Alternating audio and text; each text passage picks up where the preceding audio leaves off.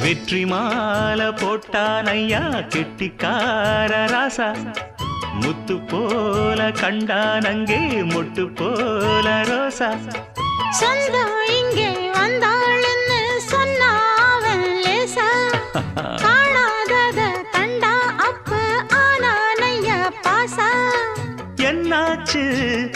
இந்த மனம் பொன்னாச்சு அடைய போதோ ரெண்டு மட்டும் ஒண்ணாச்சு